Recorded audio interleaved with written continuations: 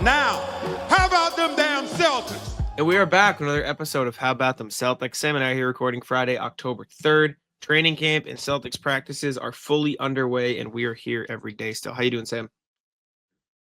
Doing good. Getting excited for preseason. We were, 3 days away. This is Sunday, so first game is on the 8th. Getting there. Going to learn a lot about this team in the coming days. As for today, we're going to talk a lot about this team. We're going to talk about takeaways from Friday practice, look into the team's new offense. We've talked a lot about it over the summer. Maybe they're going to play faster, but Joe Mazzulla specifically talked about this on the radio earlier in the week, so I think it's good that we touch on that.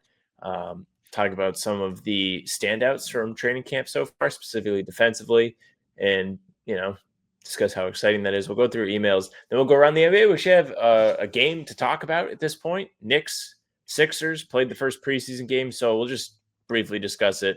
Talk about some referee points of emphasis going into the season that are most certainly going to piss me off. And the latest out of LA with Kawhi, which is what we're going to talk about. Isn't that weird? But it just doesn't look good. Doesn't look good at all. And then we'll do the rat list and get out of here.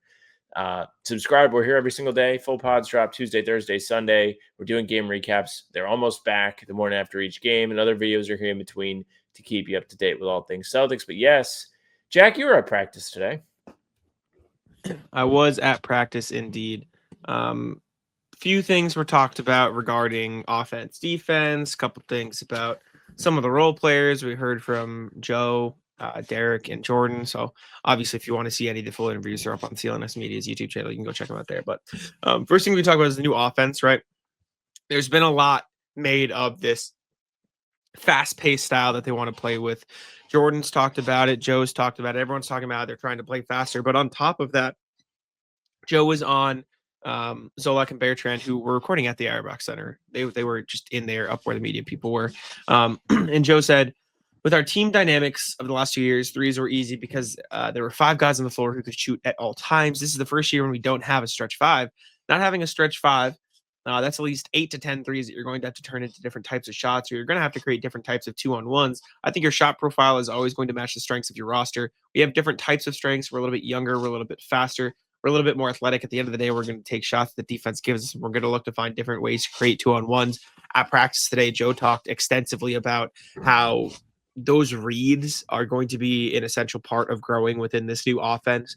John Carlos asked about the spike ball that they played, and Joe talked about how, he made a point that I think is interesting of basketball is never 5v5. Like, it's never actually a 5v5 game because you're always going to have one guy off the ball in the corner or another guy standing in the dunker spot. And so it's always going to be either a 2v2 or a 3v3. And from there, you're trying to create a 2-on-1 or a 3v2. Like, you're always trying to create those types of advantages rather than the full 5v5. And so he made the analogy of spike ball is the closest thing you can have to, actually just trying to make a 2-on-1 or separating where it's not full 5v5, but also mentioned how soccer does what he called rondo drills, which I'm not fully familiar with, but I can only assume they are just 3v4 opportunities with one advantage where you try to stop the other team instead of a full field situation.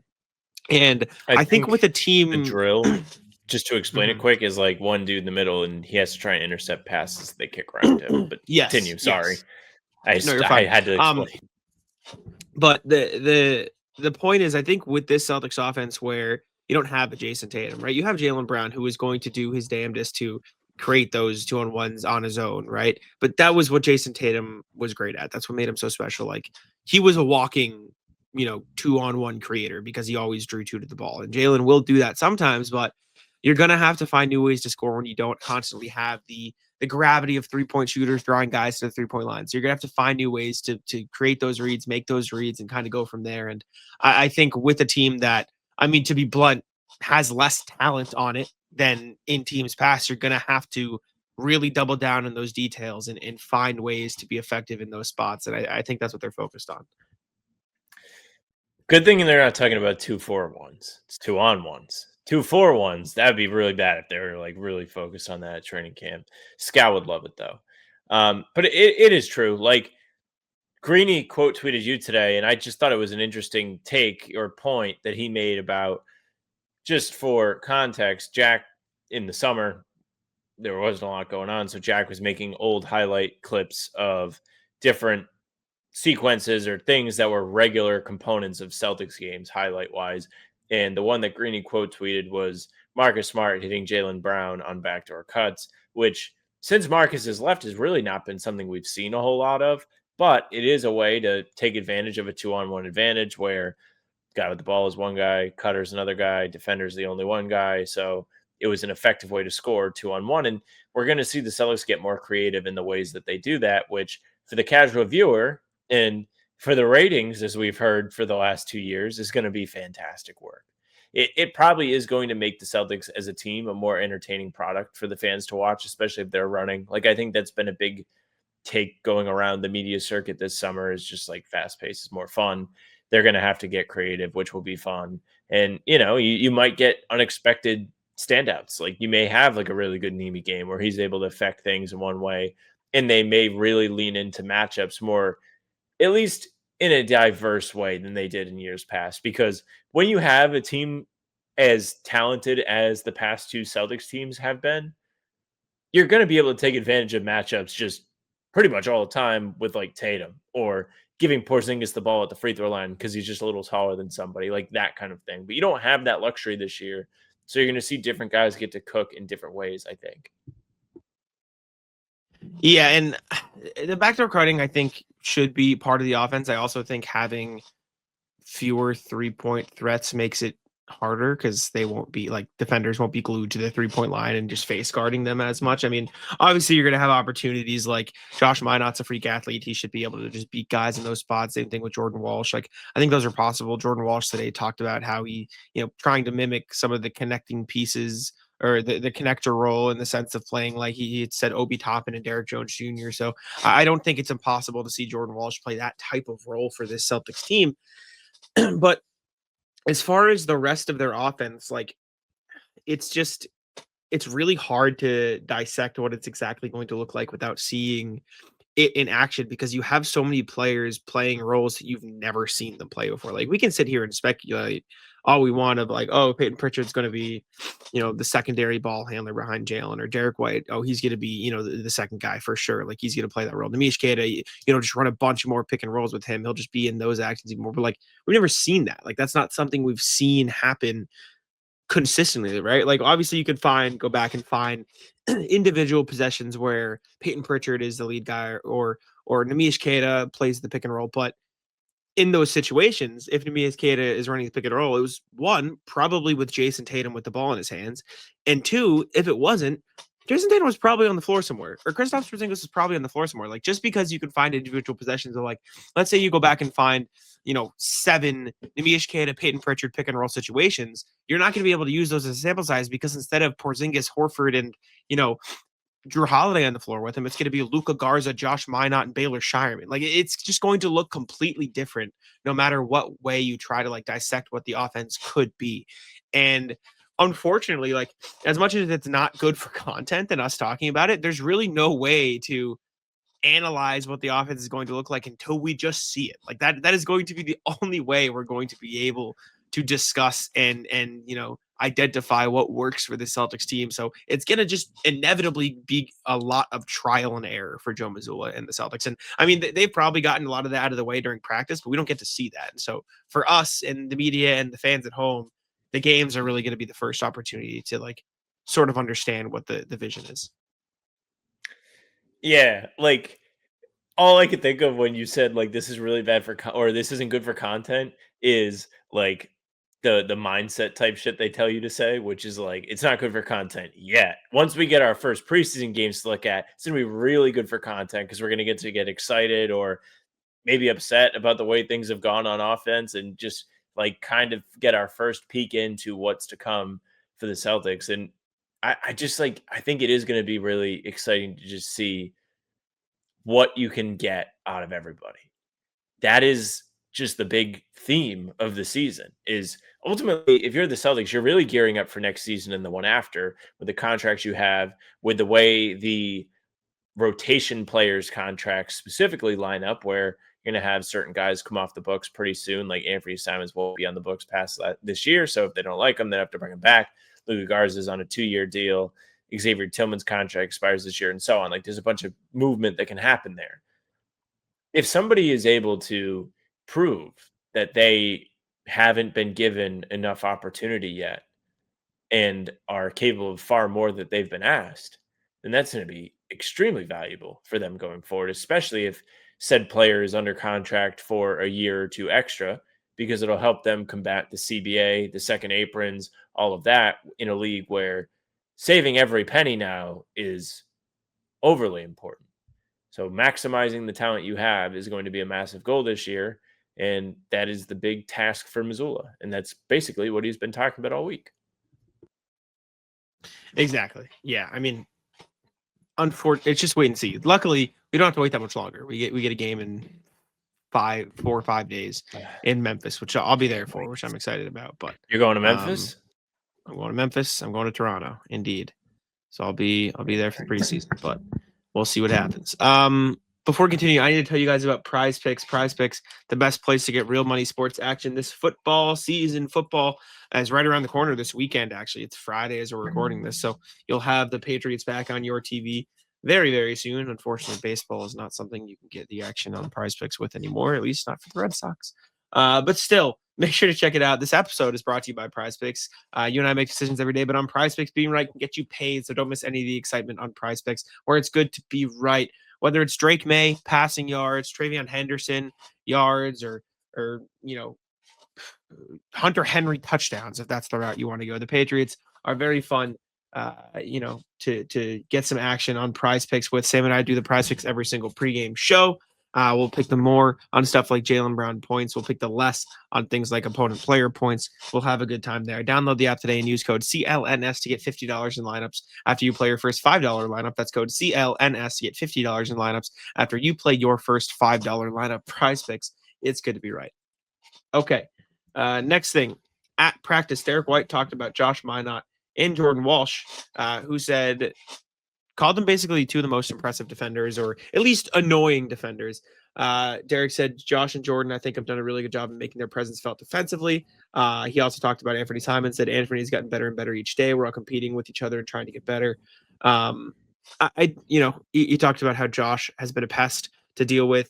You've heard on Media Day, Josh Minott talk about how he's learned so much already since being in Boston, like defensive terminology and schemes and stuff that he never really was taught. Same thing with Anthony Simons, was like, I've never been taught this type of stuff on defense. So there's a big emphasis on that. I asked Joe about it, and he talked about the details of learning and teaching defense. Jordan Walsh did the same. I asked him who his favorite coach to guard is, and he just said everybody, the players do. Like, it just likes being annoying. So I'll have an article up on that, but it does sound like there is a very specific emphasis being put on the defensive side of the ball in terms of learning, in terms of schematics, in terms of like playing for each other. Yeah, and I think when you are a team that lacks, at least for now, an offensive identity, making the most of your defensive ability is going to be super important. And it's also going to help you win more games than you would, if you weren't great at defense. And it sounds silly or obvious to talk like that, but the last couple of years, they didn't necessarily have to be this elite defensive team. They had the bodies to do so. They were well connected. They had the chemistry that came along with playing together as a unit for a couple seasons and so on. But their offense and Mazzulla ball, particularly, even though he would like us to call it Celtics basketball going forward, as he was explaining today at practice, really elevated them. Like, the 3-point differential was a big thing. And they may not have that luxury this year. Like, we just did a whole video, or no, I'm sorry, we did the top of the show today talking about how they're going to run the offense. And without knowing that, making sure you set a good defensive foundation feels like a good first step in putting together a surprising season to at least like the national eye, right? Like, I think our expectations are a little bit different than those that are covering a widespread version of the NBA, because we've heard people pick the Celtics very, very low in the East, like 12th, 11th, like miss a plan altogether. If they're going to overachieve in that respect, then they're going to have to be good at defense. It's just plain and simple. Yeah, defense is going to be very important. I don't know how. I think they have the potential to have a good defense, right? Like, if you look at the individual pieces, Derek White's obviously an elite defender. Jaylen Brown's an elite defender. Nemias Queta, in theory, should be a good defender, right? You have guys like Josh Minott and Jordan Walsh, who again, in theory, should be good defenders. It's just, can Josh Minott stay active and alert off the ball? Can Jordan Walsh not be, the Tasmanian devil to the point where it's hurting him on that side? Can Demetrius Queta understand the spacing of opposing offenses and the team's defense enough? Can Peyton Pritchard, who is a good defender, handle a heavier load on that end and guarding even better players? The same could be said for Sam Hauser. Can Derek White guard some of the guys that Drew Holiday had to guard, where he's not the biggest guy, but he's probably going to have to guard some of those bigger players? Like, there's just a lot of stuff that goes into being a good defense that you don't know. Like, of the guys the Celtics lost this past year, Jason Tatum to injury, obviously he's still around, but Al Horford, Luke Cornett, Kristaps Porzingis, Drew Holiday, all like elite defenders. Like that was the defense, right? For the most part, like Drew Holiday, all defensive player. Jason Tatum probably should have been at this point. Al Horford was an all defensive player. Kristaps Porzingis was a great rim protector as a help over guy, especially when he was in town. Luke Cornett was one of the most underrated bench defenders in the league. Like, you're having to replace so much. And Joe Mazzulla talked about it offensively of like, okay, we got to play to our strengths. We got to we'll tailor to the offense to what the team has. You can't really do that as much on defense. You just kind of have to rely on the guys to you can change your schemes. You can change, the way you're switching and if you're doubling and if you're sending extra pressure in some spots. Yeah, but you kind of just have to have guys say okay, I'm going to, put that extra effort in. Like Anthony Simon says, just fucking try harder. And as much as that's easy to theorize, some players just aren't as good at processing that as quick. And so again, much like the offense, we're just going to have to see how the pieces fits and what guys take to the defense quicker than others. Yeah, to your point, I feel like in the NBA specifically, because there are levels of basketball where you are so much better than your opponent that you can play an aggressive style of defense. For example, pressing full court in college and so on. But in the NBA, it feels like defense is a lot of reactivity. It's what do you have to do to stop what's happening on the other end of the floor? It's not so much about how can we just make it super difficult for them so much so that they cannot do the things they want to do. It's, okay, who's the guy? Who has it going? What sort of actions are they running? Okay, what do we need to do to stop that? That's the kind of thing. So this whole pod so far has just been, we're all going to have to sit here and wait and see. I think the Celtics are finding out that they have some serviceable defensive pieces, which is good. Specifically the two wings that we mentioned, Josh Minott, Jordan Walsh, probably going to be competing against each other for minutes first and foremost. But with Jordan Walsh, it's going to be super interesting to see how impactful he is on defense. I know he spoke about wanting to be a high-level role player again today when he talked to you guys. And that is the next step for him. Somebody who hasn't really gotten much of an opportunity in the NBA just yet, partly because he hasn't been ready, partly because the roster he's been a part of has been so good that it's been impossible to earn minutes. Now that opportunity is looking him in the face. How is he going to respond? Sounds like he's put a really big emphasis on just being mobile, being able to move his feet on defense, stay in front of guys, and according to Derek White, be extremely annoying and disruptive. Josh Minott's almost in the same boat, where in Minnesota, minutes haven't been there. Playing behind somebody like Jaden McDaniels, Nickeil Alexander-Walker was there, coming off the bench as their defensive guy. Anthony Edwards is also a guard wing that will be playing a lot of minutes. So there wasn't a ton of playing time up for grabs there. But now he's coming to the Celtics, hoping to earn more of an opportunity. And so far, it sounds like he's locked in. And to be honest with you, I'm excited about him. His personality alone makes him an interesting character to me. And I'm rooting for him because he essentially alluded yeah, this is it. If I don't play well this year, I might be cooked. So, yeah. And for what it's worth, Derek White talked about, I was asking today about, how do you practice defense? How do you become a better defender?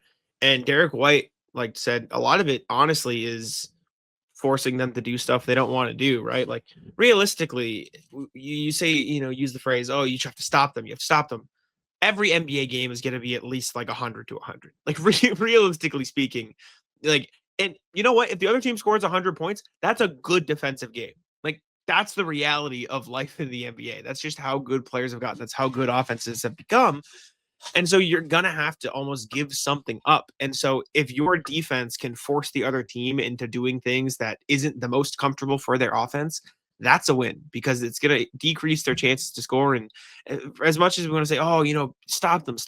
It's more how do we slow them down enough to where they can slow us down less? Like it's just this weird back and forth. And again, like a lot of it's going to come down to what does the Celtics personnel look like? And again, we'll see what that looks like in Memphis at the start of the preseason. But all right, emails. A reminder, as always, you guys can email us at hbtcpod@gmail.com. That's hbtcpod@gmail.com. First one we have today is from, let me see here. Paulo. Paulo says, love-hate ranking. Hi, guys. I'm very excited about the incoming season. I think it's going to be fun. And the Celtics will exceed expectations. However, since we're clearly not contending, do you have a list of teams to kind of root for? Here's my hate-love list. One, I'm okay, hell, even a bit happy if they win. Rockets and Cavs. I'm okay if they win. Nuggets and Warriors. I root for them to do well as Pistons, Blazers, Pacers, Hawks, Spurs. I'd rather not see them win, but I can live with it. Wolves, OKC, no way. Lakers, Sixers, Heat, Knicks, Bucks, and then okay, fine, you can win the cup. Clippers, Grizzlies, Magic. Anyway, can't wait for the season to start. Ciao, Paolo. Thank you, Paolo. Sure. This is a hilarious Paolo. list because I'm not really sure what the tiers are. Like, who is in the top tier? Is it number 3? Is it like you root for the Pistons, Blazers, Pacers, Hawks, and Spurs? No, I think then, it's in order. I think it's in order. I think it's in order, and then 6 is I don't really give a shit about this team. See, but like I feel like if I'm actively like rooting for a team to do well, like that would be the top tier. Like, I guess even a bit happy, sure. Yeah. I'm a little confused, but I will briefly do mine just because I think about this often. I think I'm definitely rooting for the Pistons. That is without say our Pistons. This is a year for them. I don't know if it's a big year or not. Don't love their offseason, to be honest. We're going to see how it all plays out, see how the internal development goes. Portland belongs there. Drew Holiday, Robert Williams, pretty cool to root for the two of those guys. Hawks for sure. I'll be rooting for the Clippers. Good uniforms. Think they look cool. They got some cool guys on that team. I feel like I just have like a lot of teams in the no way category. I like the Rockets though. Like KD is one of my guys. Don't really care for the Cavs. I'll be rooting for the Warriors. Denver's fine. The rest I'm just kind of indifferent. Hate the Heat, Knicks, Bucks, Sixers. Like pretty much the ones that you said. Yeah, pretty good list. Yeah, I don't really. I don't know. I like the Rockets. I like the Pacers. I like Jokic and the Nuggets. I think they're fun with Cam Johnson. I don't mind the Warriors. I like Steph. I like Jimmy. Like I actually kind of really like the Warriors. I think they're a very likable team, and I think it'd be fun to see a 40-year-old starting lineup win. Low key, I like the Mavs. Shout out Coop. I think they're a fun team. No real expectations, but I think they could be cool. I'm trying to think. I don't hate the Magic either. I know that like, oh, they beat the Celtics. I think Paolo and Franz are pretty cool. I'm trying to think. I'm trying to think of some other teams I wouldn't mind if they did something or won. I feel like I'm forgetting some Hornets? teams. The Rockets I don't hate. The Hornets are irrelevant. The Wizards. I'm blanking, but I think that's my list. I'd like to see. I like the Bucks. I don't mind the Bucks. I know they're in your no way category. I have no problem with the Bucks. I like Giannis. I don't really have a problem with the Bucks at all. Yeah, I don't really have a problem if the Bucks win, and I also think it'd be a cool story because everyone just kind of thinks they suck, which I think they'll be better than people expect. And so there's also an element of I'd like to be proved everyone wrong. I agree. There's also an element of I'd like to be correct about the Bucks. So selfishly, you know what? Give me the Sixers. Yeah, good luck. I'm riding that train until it's off the rails. Next email. RJ says the new guys on the slider. Evening, folks. Now that we've had all three whole days of training camp, I think it's for me officially ranked the new guys on the slider trademark. Nothing usually now. Now usually slider scales are like -10 or -10 to +10 or hot to cold, but that's boring. So here are the customized sliders for our new arrivals from their best result to their worst result. Okay, let me see. So best for Anthony Simons is tall Isaiah Thomas. Worse is tall Carson Edwards. Sure. All the same number. Chris Boucher. Best is French Walter McCarty. Worst is short Bol. Yikes. Max Shulga. Best is Max McClung without the hops. Worst is JD Davison without the hops. Josh Minott is best O'Shea Brissett Pacers or Pacers O'Shea Brissett, worst Sixers O'Shea Brissett. Amari Williams is best Beef Wellington to worst Toad in the Hole. What the hell is that? What is Toad in the Hole? Why do I think I know I what think that it's is? Toad meant to be both English references, which I'm sure you figured out. I see now. I don't want to Toad put in the that on Hole. you to be like, let's see. Toad in What the you got? Hole is sausages baked in a savory Yorkshire pudding batter. It looks bad. So I think that's why it's on the low end. yeah. Yeah. Hugo Gonzalez, best is fans using the Castilian pronunciation of his name. Worst being his new nickname becomes Udat. Yikes. I actually think that's good anyways.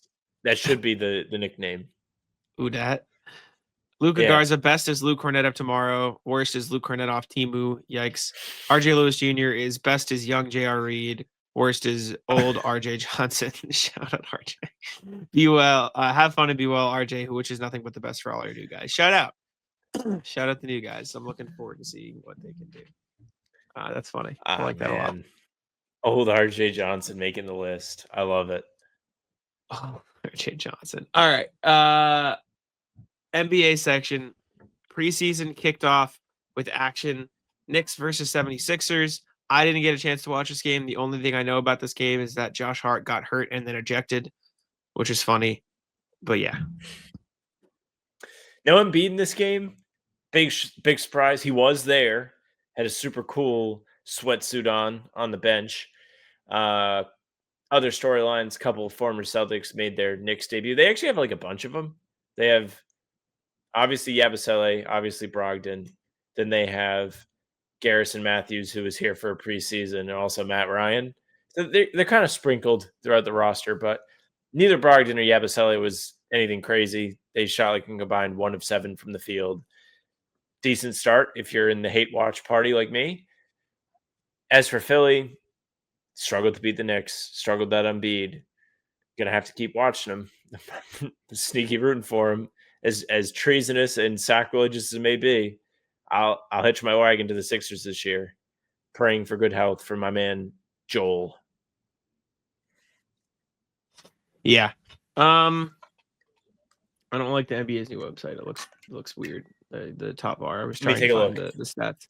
I mean, it looks very the same. It's just when you go to the box scores, it looks different. I'm trying to find the stats for the Knicks Sixers game.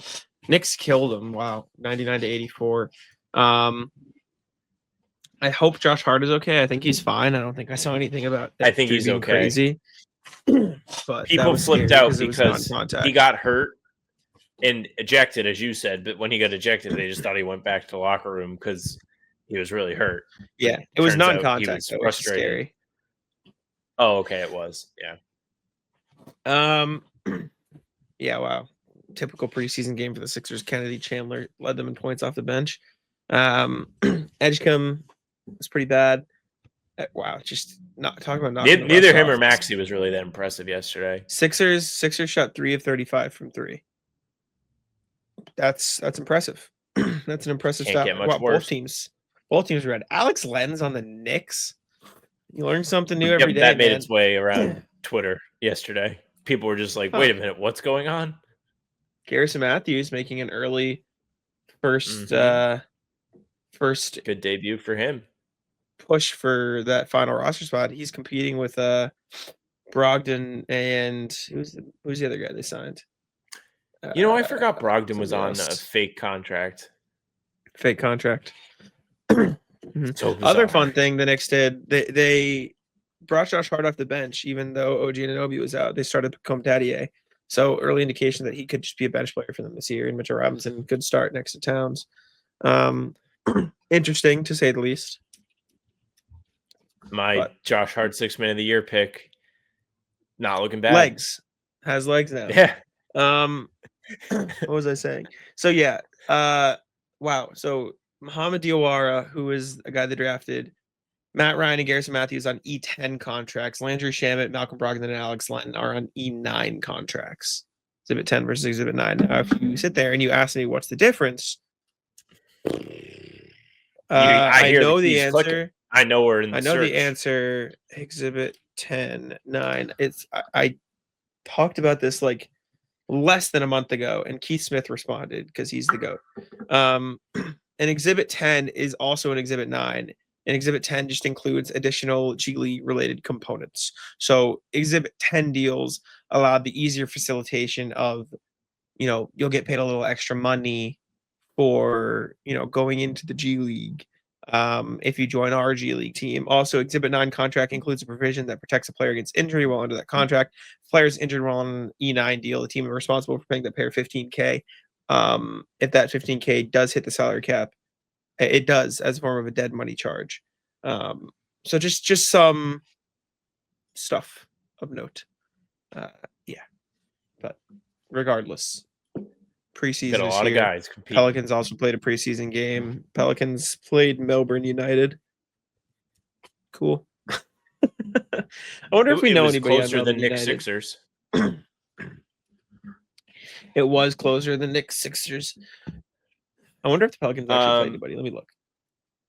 Just thought connected to your Bucks fandom. Why do they not say, "Hey, Malcolm Brogdon, what's up, man"? Like, would that be that bad for them? The Bucks, no. Maybe he doesn't fuck with them anymore.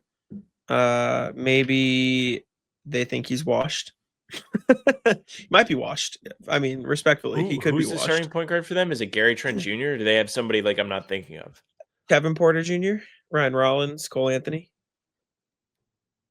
It's not great, but yeah, I don't. I mean, the other issue is, like, would you rather have any of those guys or the 50% chance Malcolm Brogdon's on the court? That is true.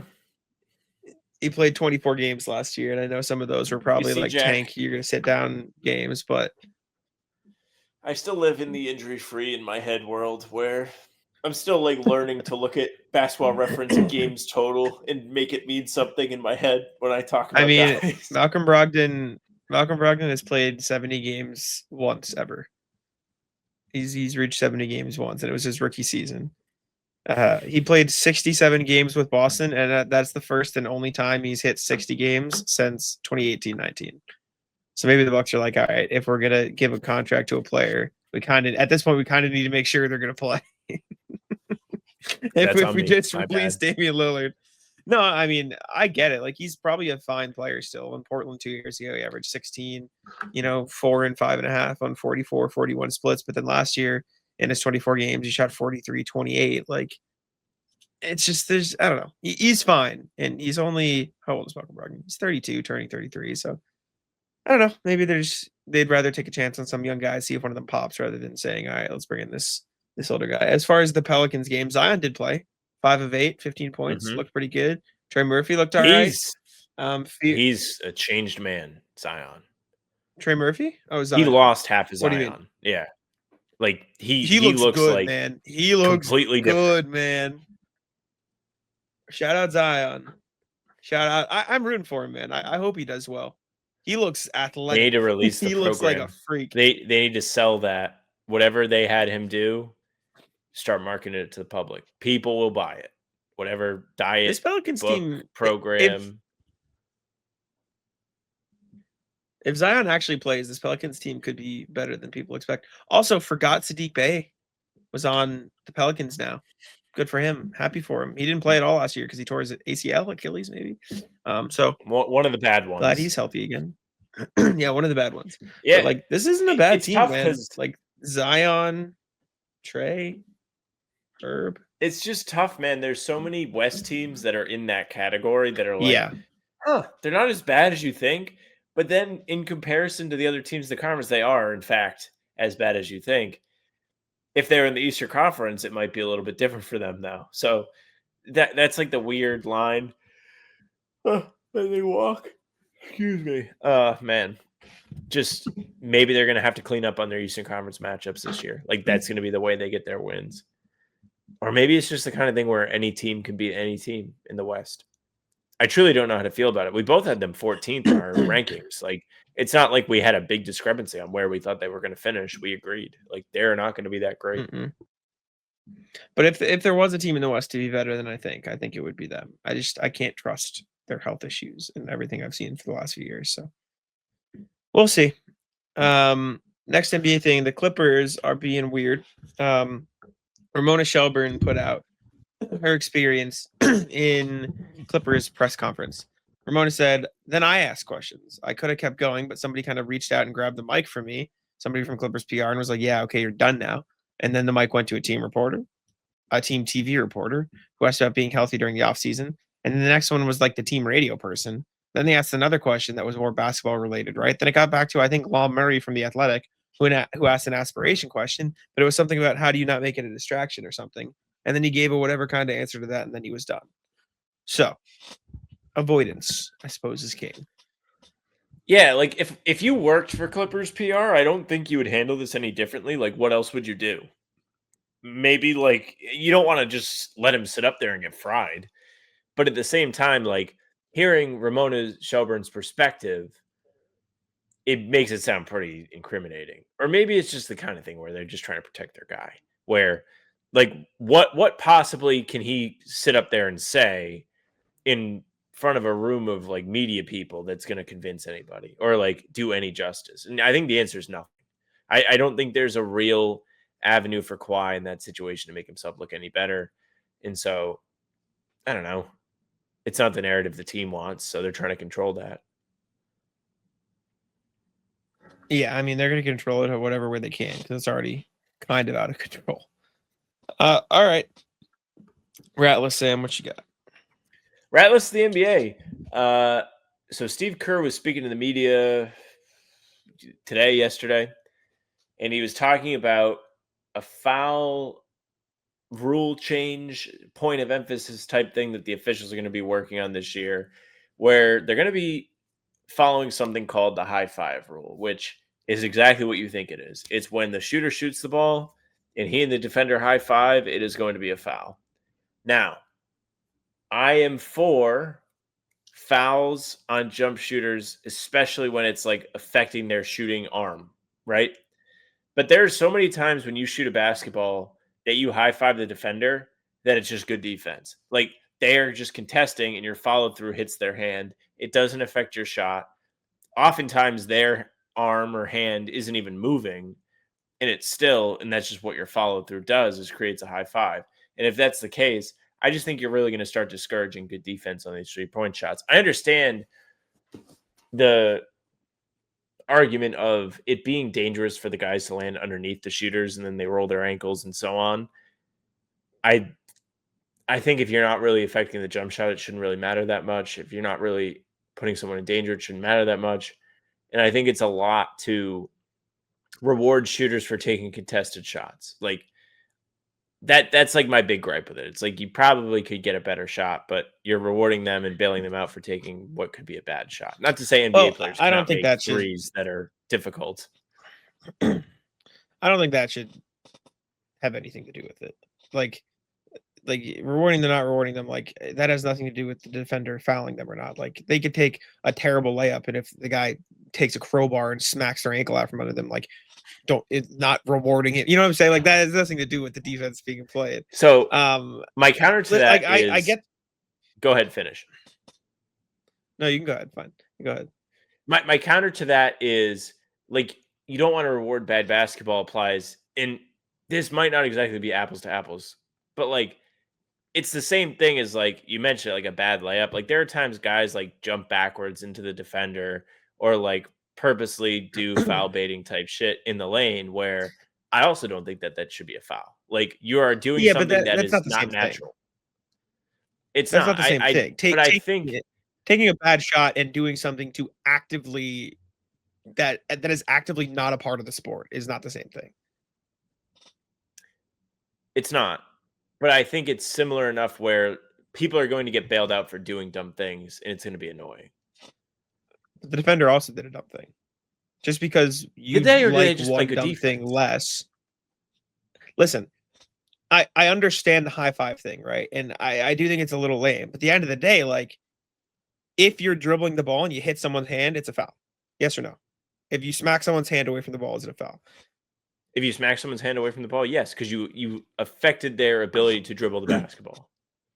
If you are off the ball and a defender is in your grill and you hit someone, is it a foul?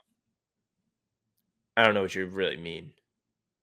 If So like you and I the are standing in the defenders, corner and okay, if I'm guarding you, you're standing in the corner, ball's not near you, the ref is right there, and I take my hand and slap you, is it a foul if the ref sees it? yeah, it is absolutely. So my argument, and maybe you should say, okay, it's not a shooting foul, it's just a foul. I don't care if That's not it a bad point. doesn't affect the shot. If he hits him, it's a foul. Like it's just a foul. Like just because like maybe you don't reward it with, oh, go get 3 free throws now. Like maybe there's some middle ground, but like if you hit the offensive player, it just is a foul. And I understand the frustration of, well, then what is he supposed to do? But at the same time, like if you're coming at him that hard to where you're hitting him or you're in his space that much, like if he had shot the ball any later, it did anything else in that perfect exact timing, it would have been a foul anyways, because you were gonna hit the guy. So like I get it that it's frustrating because it didn't technically impact the shot, but if you hit the offensive player, like there's no hand checking in the NBA anymore either. Like making contact of that nature where you're swinging at him is just a foul no matter the context. So I understand why it's frustrating. And again, I don't necessarily think you need 3 free throws for it. I think there should be a middle ground. But like if you hit the guy, it just is a foul in any other context. So I don't think it should be different here. Yeah, I think I'm just concerned about like almost the James Harden like jumping forward on the jump shot where he's not necessarily doing something that's super unnatural because like I think that's just the way he shoots the ball, but like it's also a point where okay, well if that's his natural shooting motion, what is the defense supposed to do? Leave him completely wide open? And I think you run into this weird conversation where it's like, what do we do It's about hard. this? Because both sides need to be able to do what they need to do to make the best effort on the play. Where I don't know. I can't tell you how many times like I've had someone defend me and like I shoot the ball and then end up high-fiving someone. It doesn't really affect my shot. Like that specifically doesn't. If you're shooting the ball and it hits you like this before you let go and you can't get the shot off, it's different than like ball's gone Yeah. and then this. But at the same time, I think if you want to have a middle ground where it's not necessarily 3 free throws, that's fine, but you have to find a way to do it where defenses don't exploit it at like the end of a game or like completely get like a loophole where they can hit somebody after they've shot the ball Well, and then, discourage them from yeah. shooting it. I don't know what the solution is. It's hard. I mean, it's an imperfect game. That's like it's impossible to ever like the refs are always going to get some calls wrong. It's just kind of inevitably, human error. But I get that it's frustrating. I don't think the high five rule being changed is necessarily a bad thing. Like I get it doesn't necessarily impact the shot directly, but you hit the guy. Like just because it was your upper body and not your lower body that overextended. Like if it was your lower half of your body that overextended too much, you get a flagrant and they get the ball. Like if any part of your body extends, like if you're going that far into the defender, you're gonna hit him. Like that's just kind of how it is. Like you did too much, bro. Like, and for the most part, you talk about like, oh, don't reward bad shots. A lot of the times this happens, it's because defenses are, slow on rotation or off the ball too much, or they got beat by a step back. And so then they're trying to make up for their own mistakes. So if anything, like defense probably fucked up too. Like they probably played bad defense. And so as much as you may be like, oh, don't reward them for taking what looks like a contested shot, it was probably that contested because the defense got beat. Like half the time it was like the James Harden step backs where it's like he's jumping forward. He beat them. He got their ass. He created a space and he stepped back and they're trying to make up for it by jumping all over him. And so I do think there's an argument for both sides. I don't love the high five foul rule. Like I get it. Like I understand why they're overturning it. Like it does make sense, but I think it's lame that they get 3 free throws. But I think you're going to talk about like, oh, don't reward them. Like maybe don't be out of position as easily. Like maybe stand your ground so you can have the room to create a straight up contest where you're not diving into them. Because if you're running at them full speed like that, trying to close out, you probably were out of position in the first place. Maybe it's like the kind of thing where it's not even about the,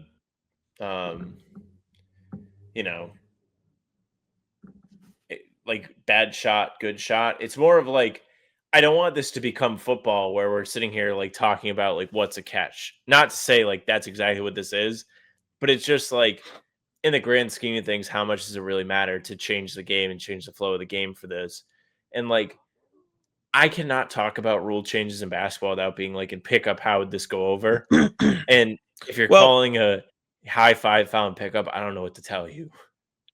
This is going to improve the flow of the game, in my opinion, because like there is now a cut and dry foul. If your hand hits them, it's a foul. Period. And so there's no like you should have called that. You should have called it. Like what? Blah, blah. It is a cut and dry. And if anything, I think this will make it easier for defenders and offensive players to understand. And maybe like with every rule change, with every call change, you're going to run into the people trying to exploit it. You're gonna run into Trae Young moving his hand to try to hit. Like that's gonna happen. Someone's doing it. You're gonna Someone's doing it 100%. But giving the refs a cut and dry, like there is no like, oh, what point did the ball exit to where he hit them? If you hit him, it's a foul. Like defenders should be able to understand that and they'll be able to adjust and move their hand to the side or something and fix it that way. Like, so for as much as I think it, like maybe you'll see a few more jump shot fouls, I also think it's a lot more, it makes life a lot easier on the refs. And if anything, it could help defenders too, because now they know if I do that, like I got to be aware of it. So I think maybe it's going to be weird for the first season, but I do think it could help the flow of things. We'll see how it goes. Maybe I'm wrong. I just think it's going to be like this again. Like this is the thing we're doing. There's going to be a lot of loud crowd boo reaction. Probably. In general, but it's going to be like somebody looking up at the Jumbotron. I'm just describing any NBA game that you would turn on, by the way. Yeah. Ratless the Red Sox. Fuck the Yankees. I hate the Yankees, but the Red Sox sucked. That last game was horrible, wasn't embarrassing. It was embarrassing, man. That was bad. So it's really hard to come on here and talk smart about baseball because it's not our thing completely. But at the same time, the Schlittler guy he threw a great game. At the same time, the Red Sox would step in the box and he would throw them a fastball down the middle for the first pitch, probably 85% of the time. And they did nothing about it.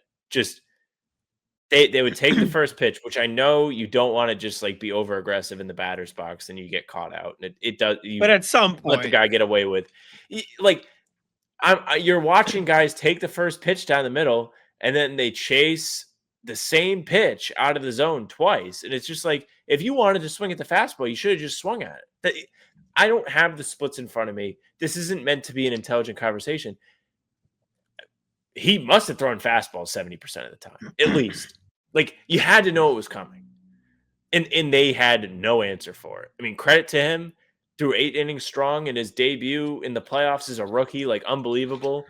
The kid for the Red Sox was very good, too. Like, he had, 3 good innings, 4 good innings. Then they gave up 4 runs in the top of the 4th. Defense didn't help him much either. The defense really let him down. Much. Like, one of those runs probably was, like, completely on him where I can't remember who hit like the absolute screamer through the infield that was like absolutely tagged like 108 off the bat. But then there was like the bloop fly ball, another one that got through because they were in double play depth, so it got through the right side of the infield. Like there was the one to first base that Lowe fucked up. Like there were just so many different things that went wrong for them in that inning. And then outside of that, they didn't give up any more runs in the game. It was just, even once the Yankees scored the first run, you could just feel it. Like, it was just like they don't have the bats today. It didn't feel like the first couple games where they'd at least had some sort of hope. There was no hope. There was never hope. I mean, they needed to win game 2 when Jarren Duran missed a fly ball or a line drive catch in the outfield. Yes. When they got first and second with no outs late in the game, and then Rafaela put down the worst bunt I've ever seen a professional baseball player try to put down, and then chase 3 balls outside later in the game. Same thing for Rafi. They didn't send the runner home. They didn't send Eaton home. Or like, what a disaster! Disaster. That base run, and I saw people online defending it, so maybe I'm not right. But in that situation, it's 2 outs. There's a ground ball to second base that you thought was going to get through, and the Yankees make a great stop, which prevents it from getting to the outfield. If you're the base runner, if they make a clean play and throw the ball to first base, the inning's over. And if something goes wrong where they did not make a clean throw to first base, you should be home by the time they recover to throw you out.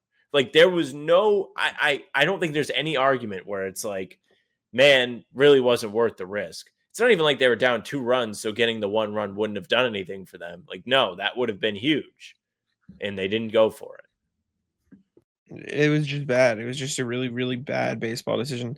Dude, Jarren Duran sucks. He was so bad. Garrett Whitlock was He had a bad. terrible playoff. Rafaela was fucking terrible too. Yoshida was the only guy who could hit the ball. Garrett Crochet was the only Story guy had who a could good pitch. series. Like Story was fine, but it was bad, man. It was really, really RBIs bad. in game 2. He was fine. Who? Story? He was fine. He was good. He scored all the runs. Him and Yoshida, man, they were the only guys who could hit the ball. I saw like the game 3, 5 through 9 in the order didn't get a hit the whole fucking series. Like, you're not gonna win. You're not gonna win the game, man. It was Ref Snyder, the lefty killer, didn't get a hit in the first 2 games. He's batting leadoff. Yeah, and nowhere to he be can't get found. it. It was a mess. What a disaster series. Like, whatever. It is what it is. I saw somebody some put out there like, well, now I hope the Yankees win to make it worth it. So like they beat our Sox, and so now I hope that Who said shut the that? fuck up, man. I don't know. I saw it on like Twitter or Instagram. Who's or something. saying Like, that? What a fucking stupid take. I hope the Yankees get shit pumped by the Blue Jays in the next round and go home crying. Oh my god. What a terrible take. I hope the Yankees lose in the most miserable fucking fashion. I hope they go up 5-0 in the first inning, commit 5 errors, and then they get walked off in the 9th. Like, I hope nothing but tears comes, especially roll call guy. I hope he cries the most. That's all I got though. Roll call guy. Ratless the traffic in Boston today too. I don't know what was wrong, but on my way to practice today, I guess the Mass Pike was like closed or super slow, so it took me through the city, and what turned into an ETA of 12:06 got me there at like 12:25, and I was just pissed off the whole time because I didn't get to eat, I didn't get to get my food. It was a really annoying fucking commute to the Auerbach Center today. I will say I didn't have to take the Pike when I came in for media day, but the drive to the Auerbach Center actually wasn't bad. Like, wasn't a lot of traffic. It was at like almost 10 a.m. on a Monday, so not a lot of people were still commuting to work at that time. But overall, pretty easy to get to. I was happy with it. Found parking. Yeah, man. I don't know if I have anything else. I'm hungry. I've eaten coffee and peanut butter pretzels for Sound like my girlfriend. Food today. I mean, my it's not by loves to choice. say like coffee's like a meal. Like she'll be like, It's not. Sometimes I have coffee for breakfast. It's like I is had not that. a meal. I had that chocolate that I had left over from yesterday, and it's not by choice. I wanted my Dunkin' before practice this morning, and the fucking traffic fucked me. So I'm gonna go get some food. I'm hungry. But I don't think I have anything else. Go watch out for my articles on Twitter. I'm trying something new where I'm making my own graphics for the articles, which I think look pretty cool. Very good. Yeah, I'll show you. Here, this is for the Mazzulla one. I thought was pretty nice. I think it turned out pretty all right. I think it's pretty cool. So look out for these types of graphics. These are for my articles moving forward. And so that's all I got. I have nothing else. Do you have anything else? No, I don't have anything else. All right. We can wrap it up there then. Cool. Sounds good. Appreciate you for tuning in. I'll say I'm taking it out. Hey, thank you very much for listening and watching. Make sure you leave a like, comment, subscribe. We are here every single day with new content. Full pods drop Tuesday, Thursday, Sunday. Game recaps up the morning after each game. And other videos are here in between to keep you up to date with all things Celtics. You can find the two of us on Spotify and Apple too. All pods and recaps are there. So if you just want those, go ahead, follow. They will go right to your feed. Leave a 5-star review. We'd appreciate that very, very much. You can email us, hbtcpod@gmail.com. Or read them every single time we do a show, hbtcpod@gmail.com. Socials, right? How about them C's for Twitter, Instagram, TikTok, Facebook's the name of the podcast. All streams are there. They're on YouTube. They're on Twitter. Jack's Twitter's at Jackson NBA. Mine's at Sam LaFrance NBA. That's it for us. Taco. Come on. Taco's